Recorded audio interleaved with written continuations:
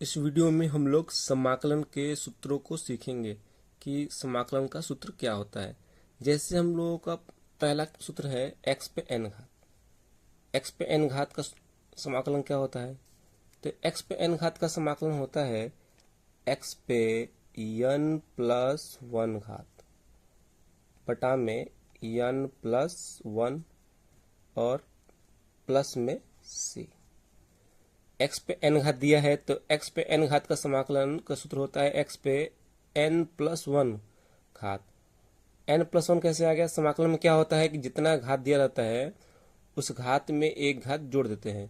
तो यहाँ पे n घात दिया है तो n में एक घात जोड़ देंगे तो n प्लस वन हो जाएगा, और जितना घात ऊपर है n प्लस वन घात है ऊपर उतना ही बटा में लिखा जाएगा, और लास्ट में c जोड़ दिया जाता है।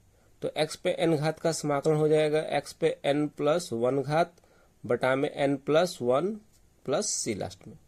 फिर दूसरा फार्मूला है कि x घात x केवल x का समाकलन क्या होगा, यानी कि इंटीग्रल x dx का सूत्र क्या होता है? तो x पे कुछ घात नहीं तो एक घात होता है। x पे कुछ घात नहीं तो एक घात, इसका भी समाकलन का सूत्र क्या होगा? तो एक घात है तो एक घात जोड़ेंगे तो कितने घात हो जाएगा? दो घात। तो इसका फार्मूला हो जाएगा x पे दो घात, x पे दो घात और उतना ही बटा में दो लिखा जाएगा, बटा में दो प्लस में c लिखा जाएगा। यानी x का समाकलन क्या होता है? तो x का स्क्वायर बटा में दो प्लस c। फिर अगला फार्मूला है कि एक का समाकलन क्या होगा, यानी वन dx। तो जहाँ पे x नहीं रहता है और समाकलन x के सापेक्ष हो रहा है जो dx है, तो वहाँ पे x लिख देंगे। यहाँ पे x नहीं है, केवल अंक है, एक है, तो एक का समाकलन क्या हो जाएगा? तो x हो जाएगा। एक का समाकलन x होता है अब प्लस c। अगला फार्मूला है e पर x dx।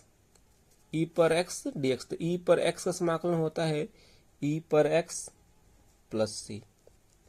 e पर x का समाकलन e पर x प्लस c होता है। उसके बाद हम लोग नेक्स्ट फार्मूला देखेंगे क्या है। तो फार्मूला है एक बटा में x dx, यानी कि एक बटा x का समाकलन क्या होता है? तो एक बटा x का समाकलन होता है log x, लॉग मॉड में x प्लस सी। एक बटा x का समाकलन होता है लॉग मॉड में x प्लस सी। उसके बाद है नेक्स्ट फार्मूला रूट में x। रूट में x का समाकलन क्या होता है? तो रूट में x का समाकलन होता है दो बटा तीन, दो बटा तीन और x पे तीन बटा दो घात प्लस सी। रूट में x का समाकलन क्या होता है? दो बटा तीन और x पे तीन बटा दो घात प्लस सी होता है। उसके बाद नेक्स्ट फार्मूला है a पर x घात। a पर x घात का समाकलन क्या होता है? तो a पर x घात का समाकलन होता है a पर x घात बटा में log a और बेस में e प्लस c। a पर x घात का समाकलन क्या होता है? तो a पर x घात बटा में log a base e plus c होता है। तो ये फार्मूले थे। इसके बाद हम लोग अब कुछ त्रिकोणमिति के फार्मूले देखेंगे जो त्रिकोणमिति से रिलेटेड समाकलन फार्मूले हैं। जैसे मान लीजिए कि साइन एक्स है, साइन एक्स का समाकलन क्या होता है?